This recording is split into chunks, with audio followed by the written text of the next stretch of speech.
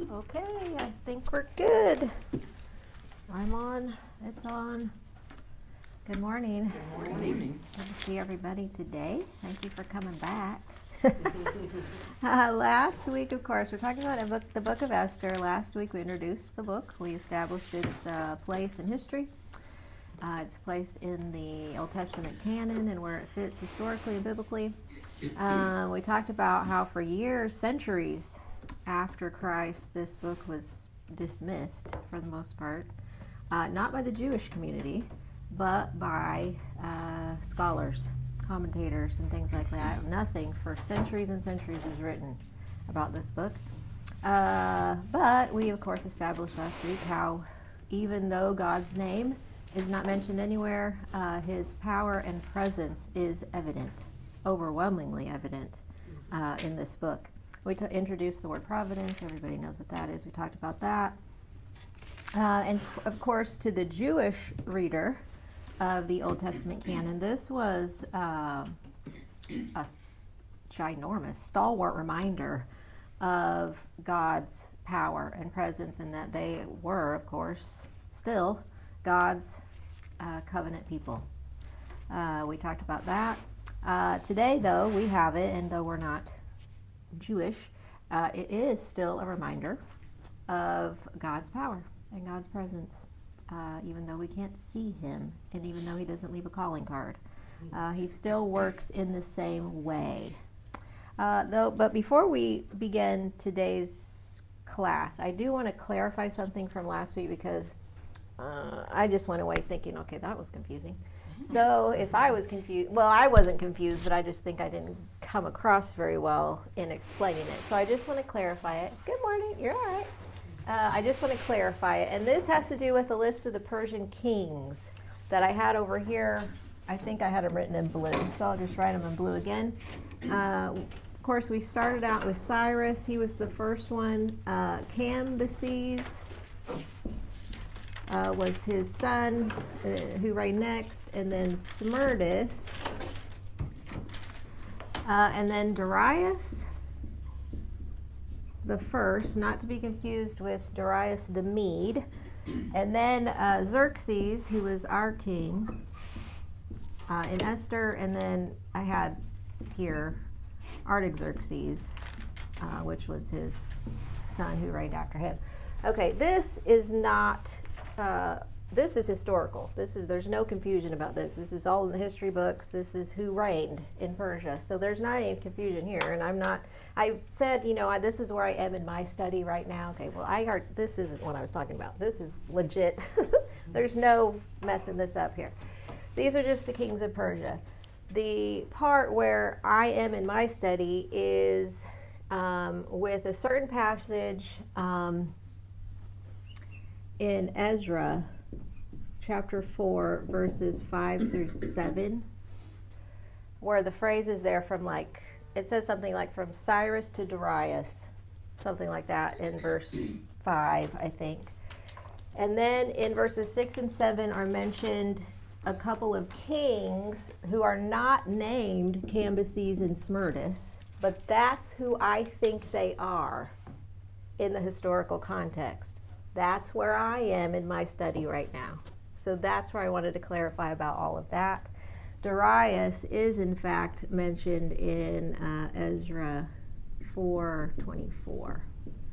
So there's no disputing that. It just has to do with these two kings who are mentioned in verses 6 and 7 of Ezra 4, but they're not mentioned by these names.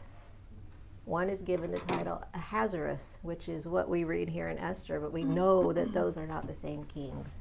They're different. So this is where I am in my study about these kings. This is non-negotiable. That's just historical fact. Does that clarify a little bit?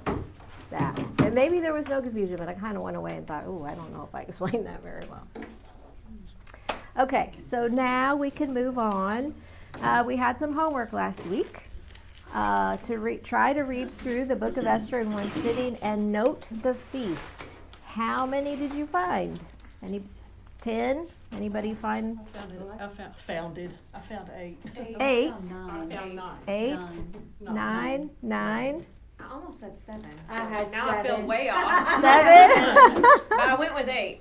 Okay, so we have anywhere from 7 to 10. I have a study Bible, and when I opened it to read Esther, it said there's 10 feasts. So Oh. See, I was Alright. expecting Oh, I was No, I expecting to went find through and 10 read. as I went, but I honestly only found 9. yeah, I read it, and then It's I not was listed, confused is it? because this one looks like a long Well, I feast need and not a lot of remedial little class. feasts I towards need the to end. start the remedial Yeah. class. Well, there was one that I thought First 2 might studies. have been I had duplicated, might have seven. been talking about the one, because it was only a few verses later. But I Good. counted them separate. Good, Maybe good, I thought good. it was still the same feast. Yeah. Very It good. doesn't really On say it's the a remedial feast because feast. it talks about Haman and him together, and they're using that as a feast too. Very good. Mhm. That's in chapter 3, Oh, yeah. see, I put a She little has- note. She yeah. has a feast 'Cause they to invite drank. them to a feast. Okay, well, I don't call that a feast. That's two. We're just having a drink, that's not a feast is weird. Just I was softening talking it about up. that. Okay. We only listed Super the real good. feasts. I love it, but y'all are Yeah, The big parties. I love it. Y'all are thinking and reading, and I really appreciate that a lot.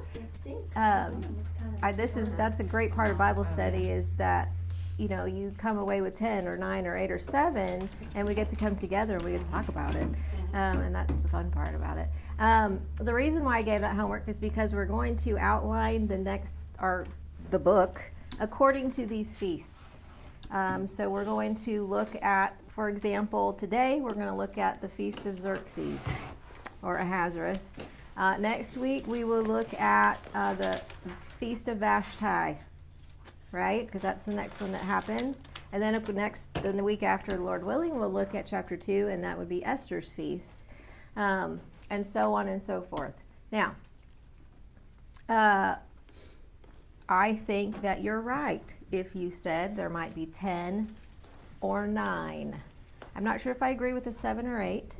I do think that there are at least 9 and possibly 10 in the book, but really, it doesn't matter. It's neither here nor there. It's just something to do, I guess, with it. It isn't relevant, at least to the text, even to know exactly how many there are, but there's at least 9 and possibly 10, I think. But anyway, so we'll have about 6 or 7 classes after this one to cover all of them and all of the circumstances that surround each one of those feasts. So today, we're going to talk about the Feast of Xerxes, or Ahasuerus, here in chapter 1, verses 1 through 8. It's funny because I listed that as 2 different feasts. Oh, So the really, I guess I'm too. confused. No, I Okay. did too. Because Okay. they had one for the kings and the big Okay. dogs, and then Yeah. they had the one for So the here's people. another, That too. yes, this Right, is the another people. possible 2 or 1. It doesn't matter which part you believe. I kind of think with the structure of the grammar that, to feast for 180 days as a feast was intended to be, and I'll talk more about that in a second, that seems extreme. Impossible to do for 6 months. So it may be that in the text, when it mentions the feast in the first part of the text, and then it mentions that the 7-day one is kind of a bracketed bookends to this whole situation here. So the 7 days was in the middle of the 180? No, it'll be at the end. No, except when these At days the were end. So that completed. may have been the only one that was the legitimate feast. No doubt for 180 days he, what? Like, is it like a preparation to it? It was a display of his glory, his splendor, his kingdom. A gathering. Okay, we're getting ahead of this. Yeah, Okay, yeah, let's okay. get there. Okay. Anyway, okay. Let's begin. So we're going to look at verses 1 through 8, and next week we will look at verses 9 through 22. But from then on, we will not go through every single verse of every single chapter because we don't have time for that. But here for this class and for next week's, it's very doable, and I think there's a lot we can glean from these verses. So, beginning in chapter 1, verse 1, I will read verse 1. Now it came to pass in the days of Ahasuerus, this was the Ahasuerus, who reigned over 127 provinces from India to Ethiopia. Okay, So right off the bat, the book begins with the phrase, "Now it came to pass in the days." That is actually a very common Hebrew narrative way to begin a book. Ruth begins similarly to that, in the days of. Other books do that as well in the Old Testament. So it's a very common way for a Hebrew writer to begin a book. And it denotes historical fact as opposed to a make-believe tale of some sort, of make-believe people and places. This phrase denotes historical fact. In other words, it's just saying this is what happened. This is what actually happened. All right? Next, we're introduced to not the main character, but a character, Ahasuerus here in this book. We, of course, established last week who he is. Everybody generally identifies him with Xerxes the First. He reigned, I'm going to put this up there because I'm going to use it later. He reigned from can everybody see if I put it in?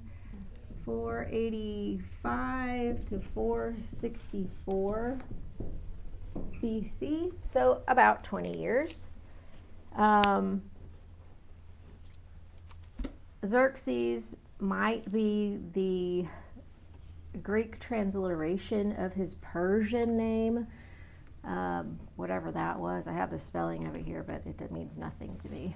But we know him as Xerxes, which may be the Greek transliteration of the Persian name, for whatever that's worth. But anyway, that's who we're talking about primarily. And I also, before we leave this person, I want to introduce another man, Herodotus. Have you ever heard of him? He's not biblical, but he was a Greek historian, right? Yeah, Greek. Herodotus. Why I mention him is because we're going to quote from him later, and because he began writing the history of the Persian and Greek wars just 25 years after the time frame of those wars. And so he was very closely related in time to these Persian kings, to these situations that we're looking at in Esther, to this time period. So he's noted for that, and most of our information about the Greek-Persian wars comes from him because he was so closely related in time to those wars. He wrote the history of the Persian wars. That's what I just said. Just a mere 25 years after the reign of Xerxes. So the reason I bring him up is because Herodotus, recognizes this Ahasuerus as Xerxes the First. And so there's just another proof or evidence for who this actually was in history. So that's Herodotus. Okay, the verse goes on to say that Ahasuerus reigned over 127 provinces. You might not think a whole lot about that, but I want to talk about that for just a second. So there's a couple of ways, I guess, that the Hebrews or the Persians allotted or counted their land, their territory, their kingdom, by big chunks or by littler chunks or somewhere in between. And you've heard of satraps. You've heard that in the Bible. Have you not heard that? Mm-hmm. Daniel referenced 120 provinces, and that's the Hebrew word for satrapies. So it's these larger administrative districts, and Daniel numbered the Medo-Persian Empire with 120, and that was in Daniel 6:1. But a satrap, I know that you've read, the satraps are mentioned, well, I think in the New King James. I don't even know what they're called in the ESV. But anyway, those were just official offices held by individuals over those administrative districts. But the author here, the writer in Esther, uses a different term than satrapies. The word is province in our English translation, and that's what my English translation says in Daniel 6. but it's a different word in the Hebrew that denotes smaller districts. So not big chunky areas, but smaller districts.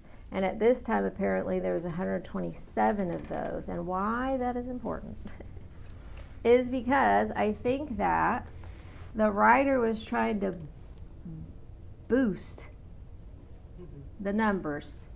I mean, the look and feel of these first several verses in Esther 1. And we'll talk more about that in a minute. But keep that in mind. He's bolstering the numbers here because, as you know, the higher you are, the greater the fall kind of thing, right? And so I think that's kind of might be why 127 127 of them in this big kingdom. Okay, so for what that's worth, we'll leave that there. And then lastly, from India to Ethiopia. This, of course, I have a big map here that kind of shows what we're looking at. India to Ethiopia was basically from, I don't know,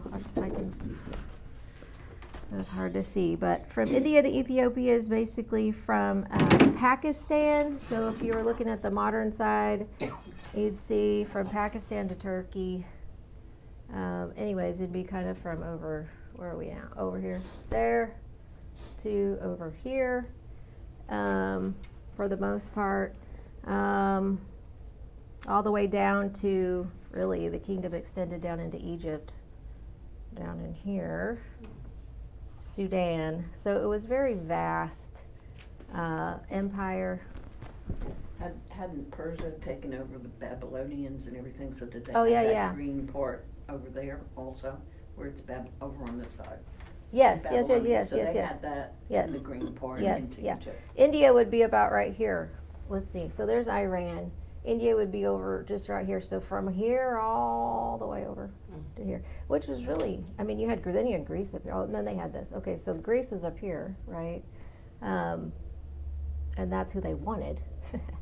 But they controlled the world, basically, at that time. So we can see that. And you could pull that up anywhere, Google. But I just wanted to, for reference, to just show the vastness of the empire. I do have a smaller map, and I'm happy to pass this out. I printed one for everybody, so if you'll just take one and pass it along.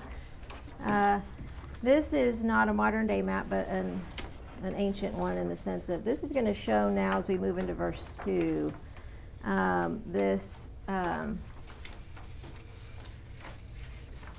these locations of some places here. So the Persian Empire was the largest empire known up until this time. There had been other world superpowers, but considering the land that they controlled, they were small. There's Assyria, Babylon. They controlled small territories, but the Persians, they were mighty, and they had the largest empire up until this time. And so let's move on to verse 2 that says, in those days when King Ahasuerus sat on the throne of his kingdom, which was in Shushan the citadel. Your version may say Susa, the fortified palace, or fortified city, something like that. Susa actually was one of 4 capitals, or fortified cities, or fortified palaces of Persia. On your map, I'll tell you which 4 those are. There was, of course, Susa, if you see it there near Babylon, toward the Persian Gulf. See that? Okay, so this is the context for the book of Esther. This is where all of Esther's situation happens, in Susa. So that was one fortified palace or capital, whatever you want to call it. The other was Babylon, so you could circle that one if you wanted to. The next one was just kind of northeast of that, Ecbatana, however you say that. Some people believe that this is the place that's referenced in Ezra 6 verse 2, but it's called a different name there. But some people in a footnote in your Bible may say this might be Ecbatana.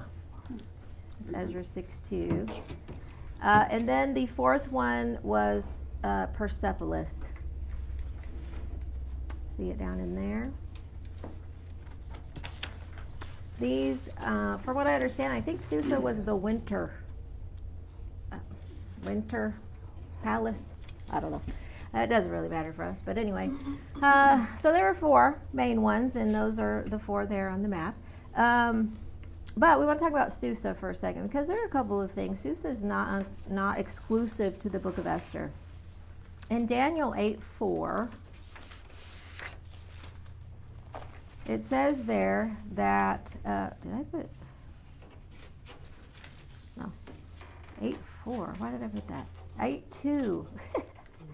This is Daniel's vision. We talked about this vision last week, but in 8:2 he says, I saw in the vision, and so it happened while I was looking that I was in Susan, the citadel. All right, so he has a vision. Daniel's in Susan in this vision. And he explains where it is, which is in the province of Elam, and I saw in the vision that I was by the river Ulai. Okay, so Daniel has a vision there, Daniel 8. Nehemiah, if you wanted to read about him, in Nehemiah 1, just a few pages back from Esther. Nehemiah 1:1, it says here, it came to pass in the month of Kislev in the 20th year as I was in Shushan, the citadel. Remember, Nehemiah was a cupbearer to the king, and the king was reigning here in Susan. And so Nehemiah worked there. So Susa is not uncommon, or not exclusive, is my point, to the book of Esther. We read about it in Daniel. We read about this place in Nehemiah. It is in modern-day Iran, as we noted. Okay. We'll move on to verse 3. Esther chapter 1 and verse 3. That in the 3rd year of his reign, he made a feast for all his officials and servants, the powers of Persia and Media, the nobles and the princes of the provinces being before him. All right. So let's talk about first in the 3rd year of his reign. All right. Where would that be? What year would that be? Xerxes 488. 488. Okay, remember, BC time counts backwards. Two. So we'd have to Yeah. take out 3, Yeah. okay, and so that would put us at 482 BC. So that's the 3rd year of Xerxes' reign, right? Okay, so we'll keep that in mind. Pop in your Bible over to Esther chapter 3 and verse 7.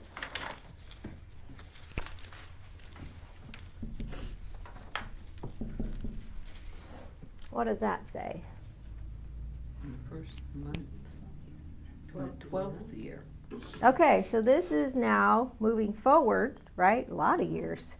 First month, 12th year. So what year is that?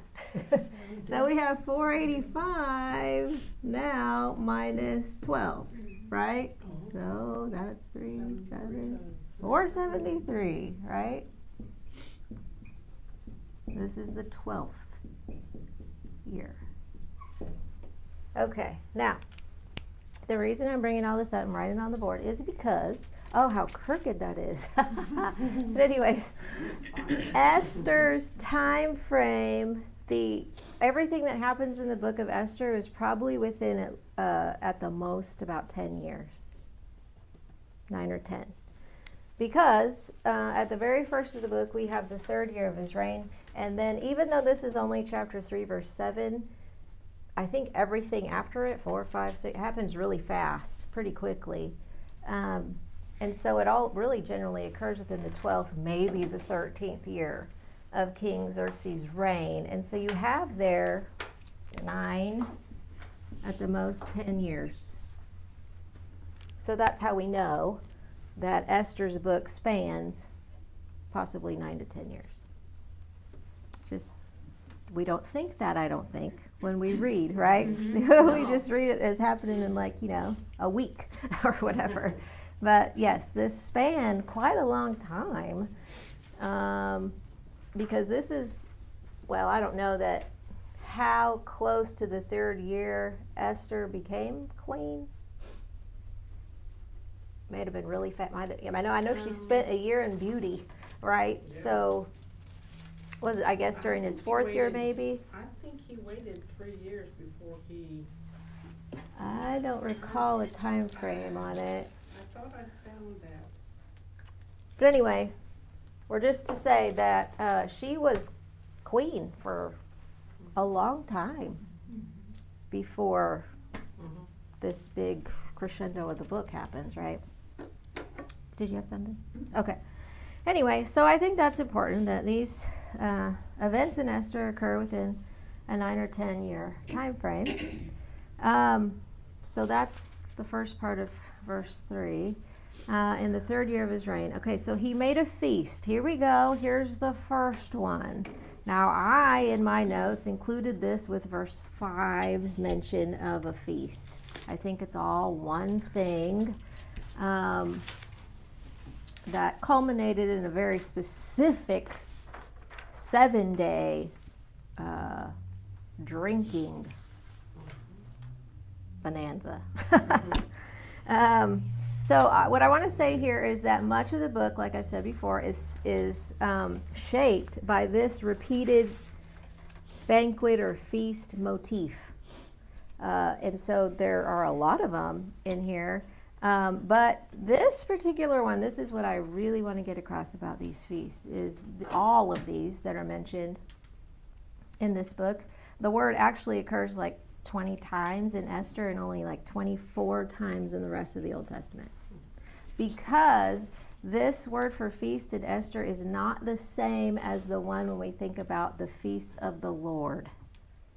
The Passover feast, the Holy Day feasts, the Feast of Unleavened Bread, etc. All of those that are listed in Leviticus 23. That's not the same word, because the word here in Esther comes from the root word to imbibe. And so it is very much intentionally a drinking party.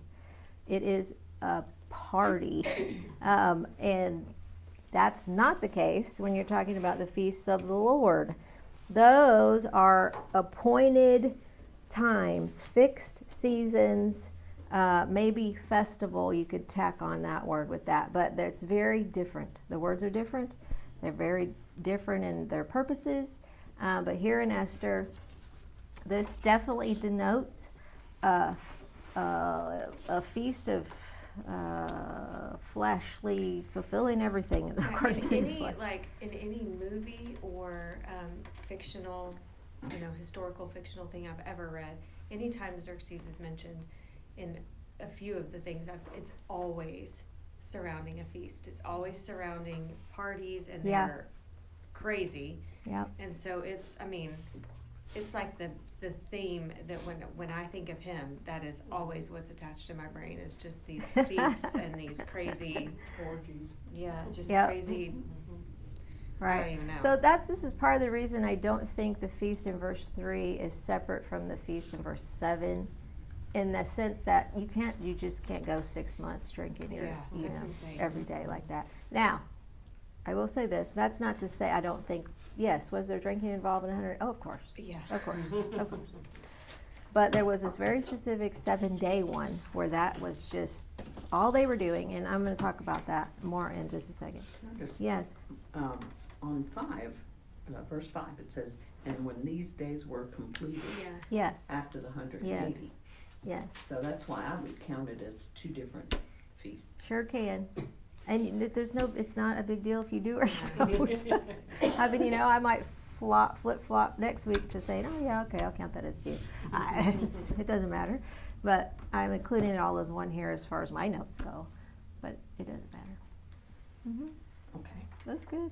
Yeah, they were doing the same thing. But I'm going to point out why verse 5's feast might have been different, and it was distinguished as a 7-day one in just a second. Okay.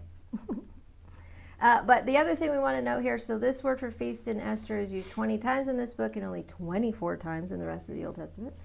So that's significant. That's why we're kind of talking about these and centering this class around these feasts. But the other thing I want to mention is that, of course, anybody who was somebody was here during these 180 days at some point. This 180-day feast or festival or party display had a twofold purpose, I think. It was, of course, to display the king's wealth and splendor, but also to establish, or at least to gain or establish their loyalty. I think that Yes. because the provinces were so far apart. Yes. It took them days Yes. to gather their camels, their horses, whatever they were gonna bring to the It's a king. long ways to travel So- if you're in Egypt. Right, yeah. And they would bring all their riches to honor the king. Sure. So that's when they were gathering everything, and that's when he's counting, and that's when he's, Maybe so, yeah. 25 camels from, Maybe so, they're yeah. documenting everything that's being brought in. I do think there is something else going on here historically that I know that the text does not bring out at all. You have to read history books or other people who write about these things to learn about this, but I'll bring it up in just a second. But I think this also plays into, but I don't want to leave this verse just yet, because I want to talk about the phrase, the powers of Persia and Media. We talked about this a little bit last week. Media, of course, first rose to power when it, let me rephrase that. Media is first introduced to us when they become they take over Babylon. Okay, well, they first kind of started coming into power, you may or may not know this, in order to help Babylon become the world superpower. So they were kind of an ally at first to Babylon. And then Babylon became so big, and then Media hooked up then with the next big group, Persia, and they kind of became allied with Persia, right? And they were kind of brethren. They were from the same area and of the land. And then, they then overturned Babylon, and then you had the Medo-Persian Empire, right? That's all historical. We all know that. Okay. And we talked about that last week.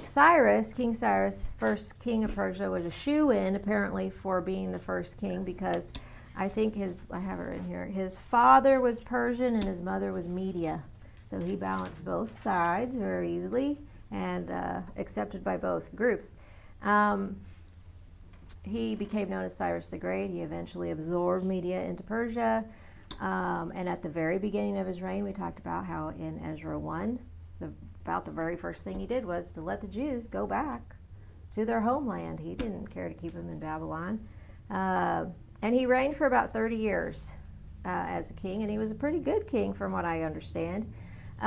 What you may not know is that he of course wasn't interested in keeping the Jews in Babylon any longer. He didn't see why they needed to be there. He knew their history, and he knew that they were from a land far, far away, and so he allowed them to all go back. But what you may not know is that Cyrus also knew that the Hebrews worshipped a very different kind of God, one that he had never encountered before. And Cyrus was all about pleasing all the gods. And so he did not want to incur the wrath of this God. So that played into his decision, I think, in a big way, in letting the people go back. Now we know God prophesied about him through Isaiah many, many, many years before he was even born, and that's what he was going to do. God knew that in his foreknowledge, but God still allowed Cyrus to have free will. And in Cyrus's own free will, because he was all about pleasing every god he could, he didn't want to incur the wrath of any, he let these people go back to the land of their God. The Persians ruled for almost 200 years, from about 539 BC to about 330 when Alexander the Great finally conquered them all. Okay, so that was verse 3. Verse 4. When he showed the riches of his glorious kingdom and the splendor of his excellent majesty for many days, 180 days in all. Okay, so this is where I want to talk about what was the whole deal behind these 180 days? Well, it could very well be that during this time frame, the 6 months during 482, so I put that up there. Okay, let me back up. It was about, wow, let me back up from there. Okay, so his father, Xerxes' father, Darius, no, who was it? Yeah, Darius the first, wanted Greece very badly. I knew I was going to say this. I know what you're going to say. Wanted to conquer Greece during his reign, but he couldn't do it. And so Xerxes took it upon himself to continue that venture, I guess. And it's noted, very well noted, that in about 479, 480 perhaps BC, that King Xerxes made his grand effort to conquer Greece. And so many believe that it was actually during this 6-month, 180-day feast where all of his military commanders, generals, all the important people of the kingdom were present, that he began to, or at least, I don't know if he began, but he established his plan to conquer Greece here at this 180 days during this 7-day feast, etc. Because it fits. The timeline fits.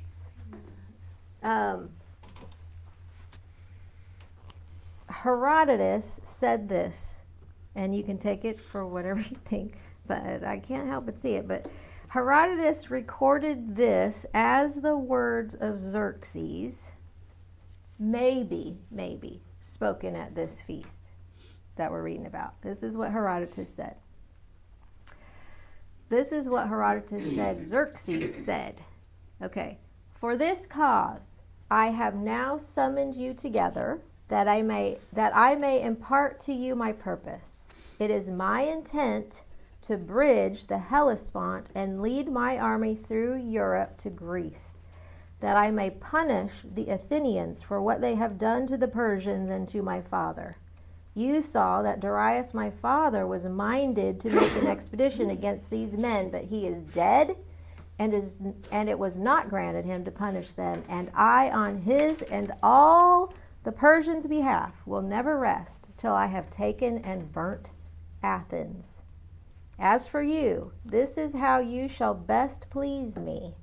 When I declare the time for your coming, every one of you must appear, and with a good will, and whosoever comes with his army best equipped shall receive from me such gifts as are reckoned most precious among us.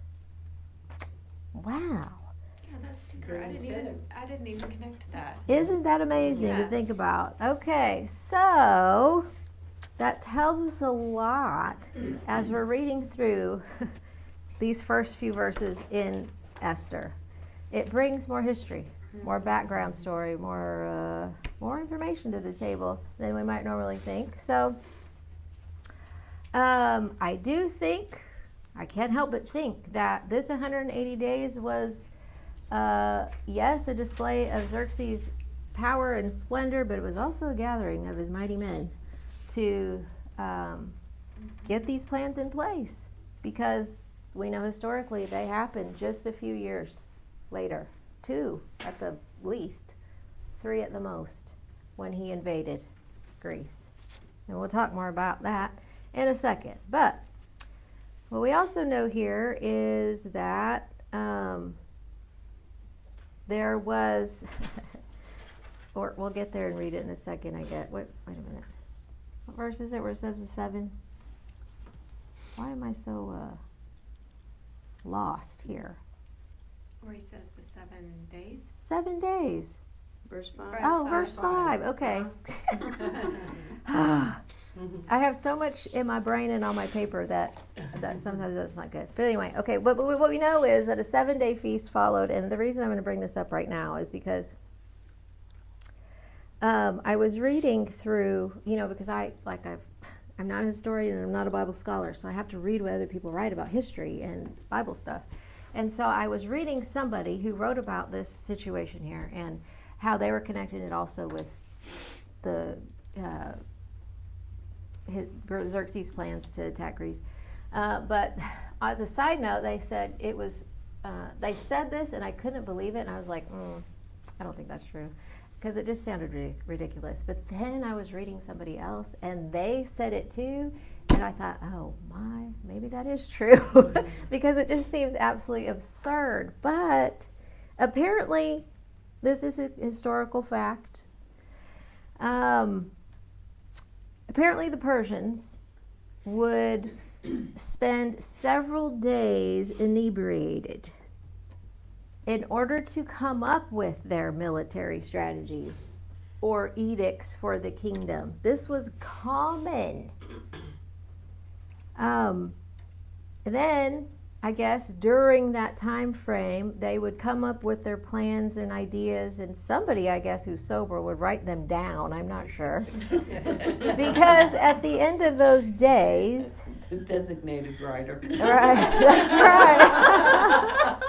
Very good. At the end of those days, when they were finally sober, they would read over all the things that they had come up with in their brilliance, and then they would go with the one that seemed most plausible.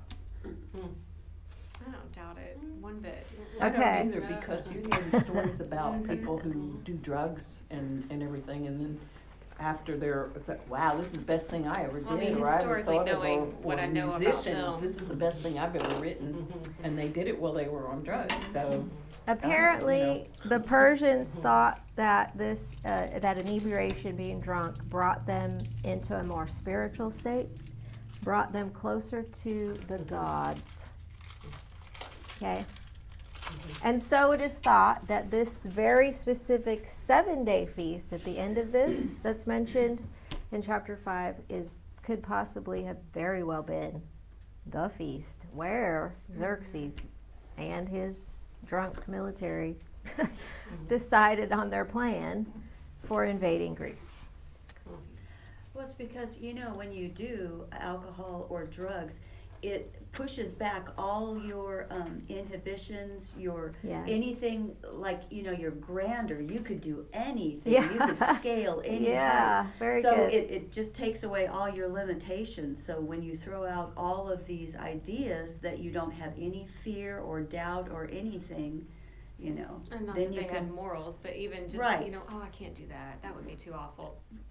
Right, Takes it right. away. Yes, Yeah. so that Apparently- makes perfect Good point, sense. Denise. apparently... Yeah, I don't Yeah, doubt very it. good, very good. Yes, yes, yes. Okay, so that was verse 4 for the most part. So let's move on into verses 5, 6, 7, and 8. I'm taking this as a chunk just because this is just really a lot of these verses are describing how the place looked. It's describing its splendor and its glory. I'm not trying to take away from all of that because I think there are important things here to note, but I'm not going to go verse by verse here. I want to take them as a chunk, verses 5 through 8. So we read here, as you have read, you read of blue, white linen, purple, silver, gold, etc., etc. Everybody had a vessel of gold that was unique to them to drink. So there was no, in other words, an individual crafted every single cup and every one of them was different. I mean, that's how elaborate this kingdom was, right? How ornate and how lavish and wealthy Xerxes was, and he was putting it all out there for everybody to see. Okay, so we have here a very detailed word picture of the lavish wealth and success of Xerxes the First, and I want to introduce here, with these verses, I want to introduce a word, and then I want to introduce a phrase as we talk about these verses. The word I want to introduce is hindsight. Why did the writer of Esther include all of these specifics, these descriptions? Why spend the time to do that? Well, perhaps this would remind the Hebrew reader of their own king's reign in years past. Who? Solomon. Solomon. Very good. 1 Kings 10 lists all the details of his kingdom, his pomp, his splendor, his wealth, his glory. Remember, even the Queen of Sheba couldn't believe it when she came to see with her own eyes what she had seen. And I think she said, the half wasn't even told me. This was nothing compared to what I heard.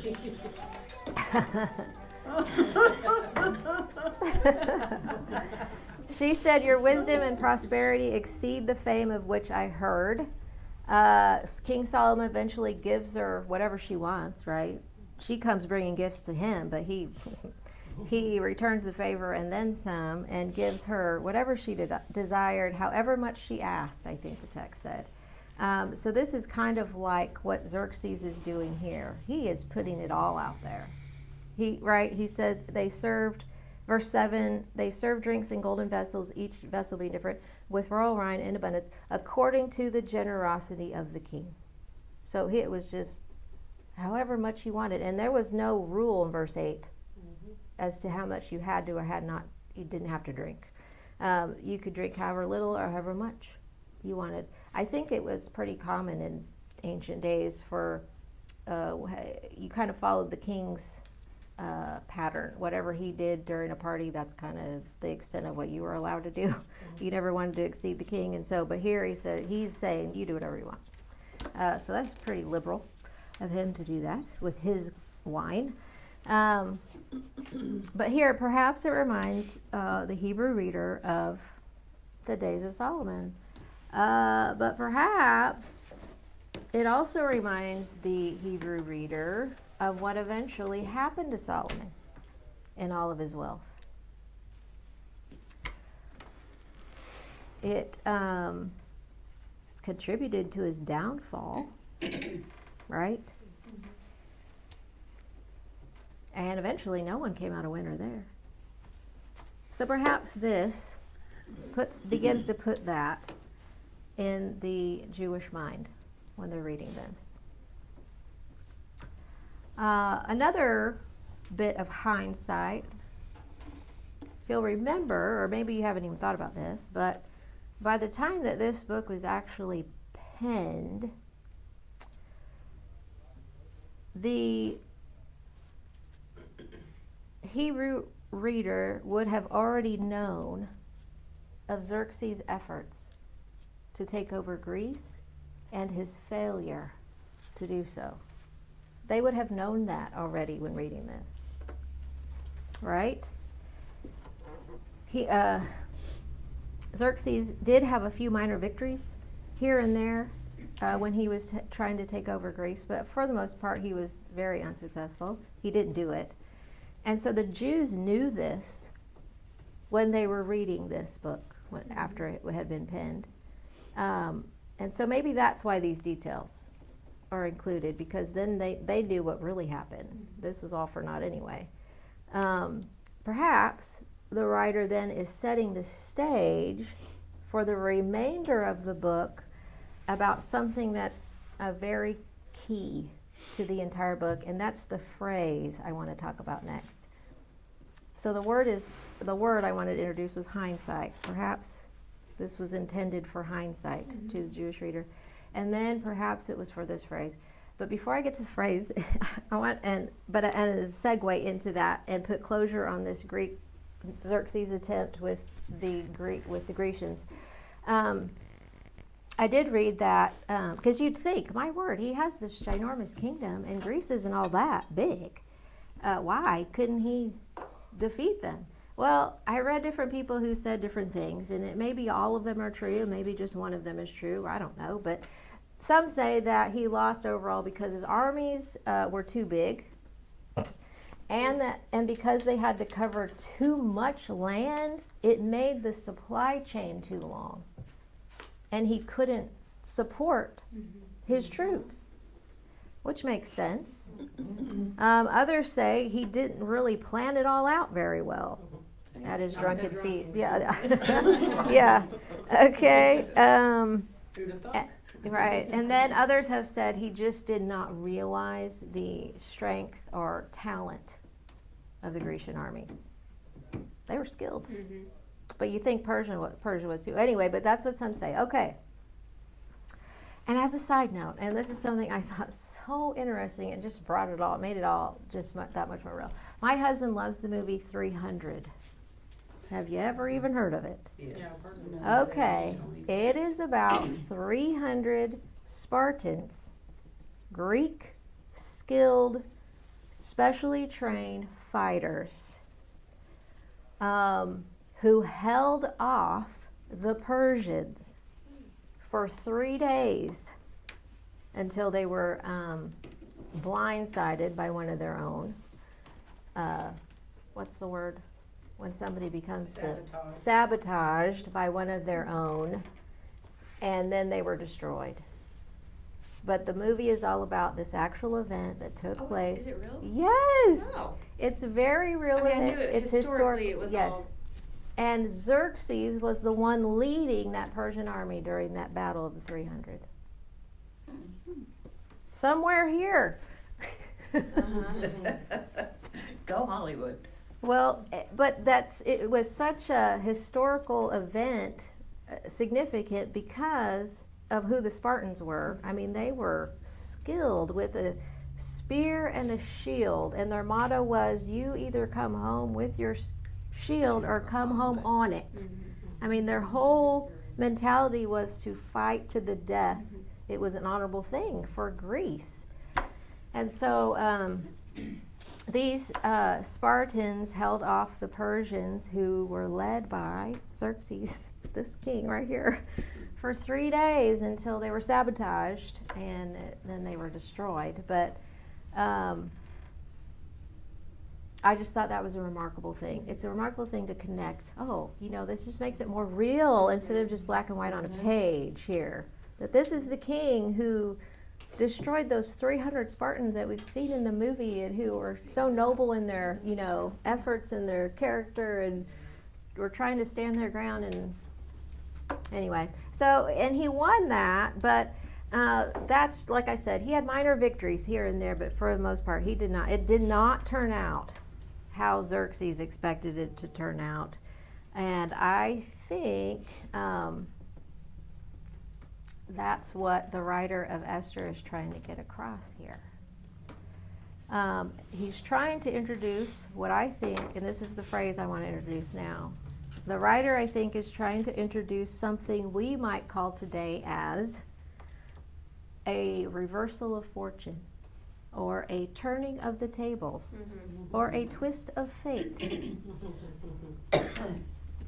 Like I said, the Jewish readers of this book would already know that Xerxes' efforts with Greece were a failure, and that the tables had turned on him.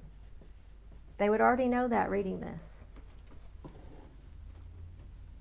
But perhaps this would then also introduce into their minds, as they're reading this, would bring back to memory their own reversal of fortunes as a nation of God's people.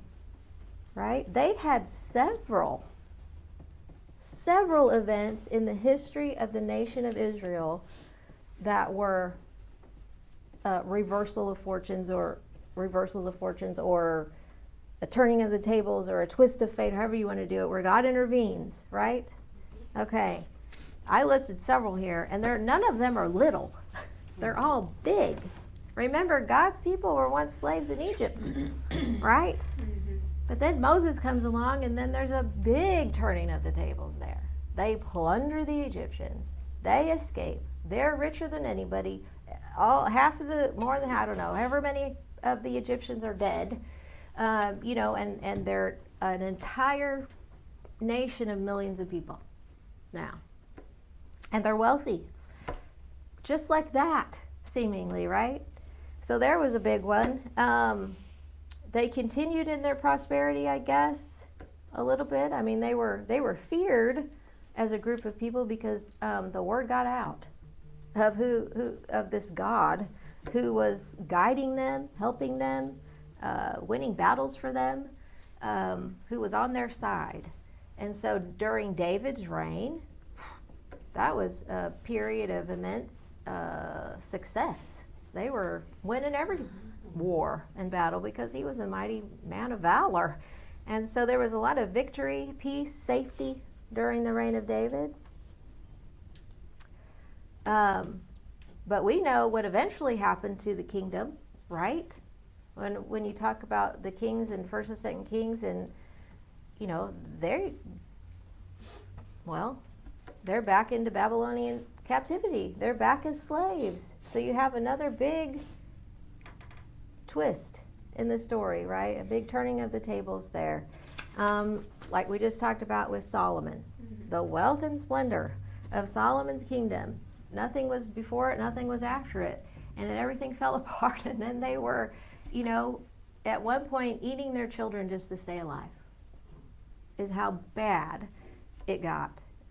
So we see a big twist of fate, a reversal of fortunes there.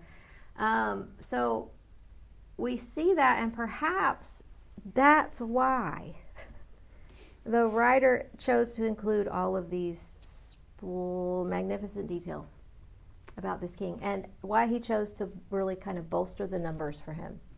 Because everybody already knew he fell. And he was unsuccessful. And the one thing that he wanted to do, he couldn't do it.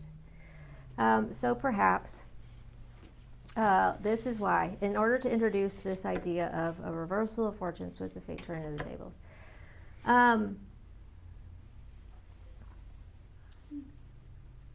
But the book of Esther, of course, isn't about any of those that already happened. It's about a new one, right? A big one, another big turning of the tables that happens here. Esther 3:13, that's where the letters were sent out, right? It was decreed on the 13th day of the 12th month that anybody and everybody could destroy, kill, and annihilate every single Jew that they saw. Man, woman, child, didn't matter. On that day, they would be allowed to do that because, after all, the Jews were their enemies, according to Haman, right? And so that was the decree. It was open season for the Jews, but then what happened? Well, we know.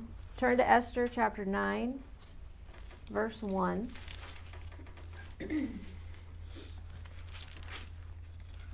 Now, in the 12th month, that is, in the month of Adar, on the 13th day, so this is the day, the time came for the king's command and his decree to be executed on the day that the enemies of the Jews had hoped to overpower them. What does your version say? Opposite occurred. The opposite occurred. Reverse occurred. The reverse occurred. The ESV uses the word reverse because that is the Hebrew word. It means to turn over. To turn over, turn about. This is the reversal of fortunes we're talking about. This is the turning of the tables. So the opposite occurred in that the Jews themselves overpowered those who hated them. So perhaps this is why the big description in the first few verses of Esther chapter 1 because the writer is setting up this reversal of events. Reversal of events. And there's a bunch of other ones that happen in the book, right? Before you even get to the grand one in chapter 9. There's a bunch of littler ones that happen. So all I have here on my paper is that it's another huge event displaying the power and presence of God in the midst of his people who once again find themselves in a foreign land. They're not even home. Remember, this book takes place in Susa. They're not even in Canaan. But they're still God's people. To the remnant. The remnant. They are the remnant, yes. There are now people in Jerusalem, God's people, but these, Esther, Mordecai, and a bunch of others are still in this area. They didn't go back, while some did. But it's ironic, I found it ironic, how the Jews are celebrating a major victory in this book, but King Xerxes couldn't. So there's another thing that maybe the Hebrew reader was thinking about. And this story, this book of Esther, continues to be read annually to this day in synagogues across the globe during the Feast of Purim because of this event. So because of this great reversal of fortune that happened here. Okay, so that's all I have for as far as the specifics of the verses. I just want to make I don't even know what time it is. Okay, we can't ever leave without making application, right? Like, what does this mean for us? And so I just want to do that. It's kind of hard a little bit with some of this material, but this is what I get from it. This is there's two main things that I get from this. The first one is, of course, you and I have all experienced our own reversals of fortune, right? We've experienced a turning of the tables where things were really bad, let's say, and then something happened and they got really good or better, and it was such a relief, and you praised God for it, and you're grateful for that one thing that happened, that if it wouldn't have happened, things could have been so much worse. Okay, we see God's work in that, right? Or as we mentioned last week, God's providence. Maybe things happen and we didn't even think about it at the time, but in our hindsight, we go back and go, oh yeah, because hindsight's 20/20, and we go back and think, oh, God must have been working in that. Okay, we get all that. So we know and we're convinced that God continues to work mightily among his people today, right? That's Romans 8:28. We talked about that. Okay. But the other thing I think that I think is so important here is perhaps this text helps to remind us of God's power and presence in this way. We have access to evidence upon evidence through the pages of this book in rapid fire kind of, what's the word I'm looking for? Rapid fire succession here. I mean, we could just read, and we read all of the really grand and great things that God did, and and we have it all here in this one book. And it reminds me of Romans 15:4, how all of those stories are intended for our learning. They were all written for our learning. That's what Romans 15:4 says. And so this, in and of itself, is an immense faith-building feature or fact or truth, because of how you and I live on this side of the cross. And I don't know how much you think about what a blessing that is.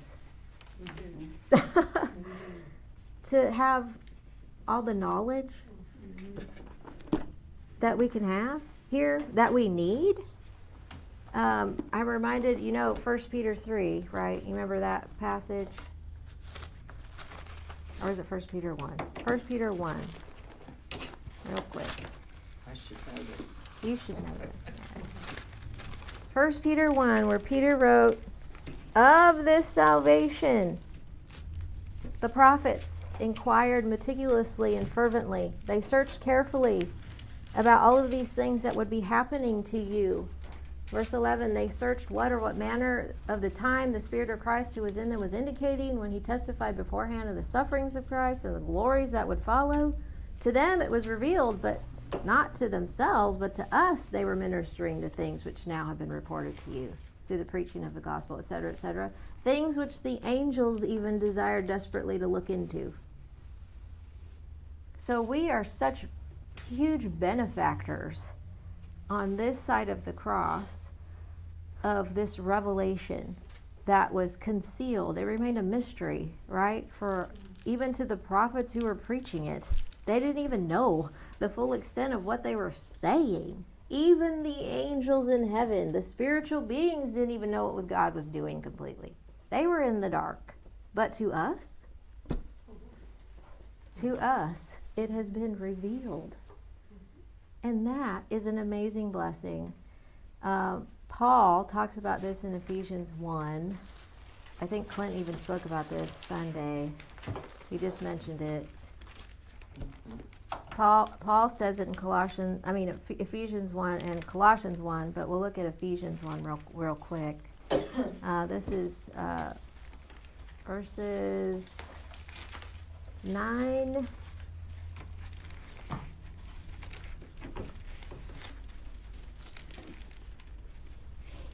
and 10. He's in mid-sentence here, but basically he says, having made known to us the mystery of his will, according to his good pleasure which he purposed in himself, that in the dispensation of the fullness of the times he might gather together in one all things in Christ. He says it again in chapter 3, verses 1 through 6. He says it again. Verse 2, if indeed you have heard of the dispensation of the grace of God which is given to me for you, how that by revelation he has made known to me the mystery, as I have briefly written already. But it's not just made known to Paul. Verse 4, by which when you read it, you can understand my knowledge too. We're just as blessed as he was. He got it directly, but we get it from him, right? So that's just as good. And it's a blessing to be living in this century, in this time period, this side of the cross, having all of this information at our fingertips. But as you know, with abundant privilege comes a huge responsibility, right? And I just want to say I'm grateful for each one of you who show up every time we have class, and show that you're in on this effort to be diligent in learning the scriptures more accurately and applying them to your lives. So I appreciate you all for doing it, for being here. You encourage me. I hope you're encouraged too by the things that we study. They are phenomenal. Phenomenal. Before we end, this has nothing to do with this, only in that they bear the same name. But Lisa Sarrett told me about, you may have heard of the Sight and Sound Theater there's one in Branson. I think there's another one in Pennsylvania. Sight and Sound Theater is a live action panoramic show, and they always do Bible stories. And well, from March to October, Esther is the story. Let's have a field trip. So, Well, listen, Griffin Faye cried. did she see the Esther That's one? the one, Oh, she Esther, did? that she cried. All her eyeballs How out cute. at that one. Well, I wanted to put it out there because it is a 6.5-hour drive from Farmersville. I'm happy to drive a carload of people, however many could fit in my Jeep comfortably.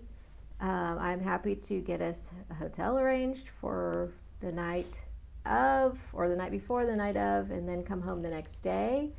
We can split the cost, hotel, gas, you'll have to pay for your own food. The seats, the very best seat even, is $74, which isn't horrible. I think that's pretty good. You want seats towards Okay, and those go down from there. So 60, 74, 64, 55, something like that. You've been? Because it's a, Mhm. they have stuff going on down the sides too. Oh, okay. So if you're back, you get the whole The whole view. picture. If you're down front, you're gonna have to be doing this. Oh, okay. See what's Yeah, going you don't on. wanna do that. Good. So I just want to throw that out there to see if anybody might want. I would love to go, and if nobody goes with me, I I'm would dragging too. Clint. So Get you'll them in, rescue please him. Go. Who Yeah. wants to go? Sounds Anyway, great. so I will tell you that I am not going to be very much available in March or April, but I have much more availability come May. I think May is a great time to go because it's not too hot And school's not out yet. And yeah, school's not out yet. And so there'll be less people. And then once you get into the summer months, everybody's busy with their own summer things. But if and this is just to be a 3-day thing at the most. So we would leave one day, spend the night, watch it the next day, and then come back the next day. So it'd be a 2-night, 3-day thing.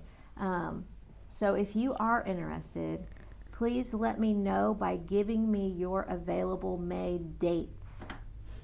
That'll help me narrow it down. And then we can go from Do there. they play it like all week long? Or? Yes, Okay. I think, well, yes. Now, there might So be a play day it when they're individually, off, yeah. but I can't remember which day that is. So like we don't Take a have to look. leave it to just weekends. No, yes, it could be a Tuesday or Okay. whatever. I'd be Yeah. willing to drive too. Okay, Take my truck. that's fantastic. Anyway, but if you'll let me know, everybody here has my contact information. The sooner the better, just because I like to plan ahead. Yeah. Yeah. But anyway, Sounds great. before the You'd be calendar the one fills up going with away. other things that, You'd be yeah. the one going away. Going away. Yeah, leaving, like he goes away all the time. Oh. You'd be the one going. Okay, I'm gonna go ahead and stop the stream. We, I guess we'll get the prayer on there before we Them stop. together. Okay, Mary? Yes. Okay, Yes. very good. Dear Lord, I come before you today to thank you immensely from our hearts for the availability of learning your words, the truth of your words, with our teacher on a weekly basis, to delve into it and study it and get to know you better and get to know the future better. Thank you for this lovely, gorgeous day that we're having today. Please take care of our sister who is ill today, and please take care of everyone here and their families. Watch over them and guide them in their daily lives. In Jesus' name, amen. Amen. Thank you. Would anybody like to sign up for leading in prayer? Not next week, 'cause that's supposed to be Susan, but sometime after that.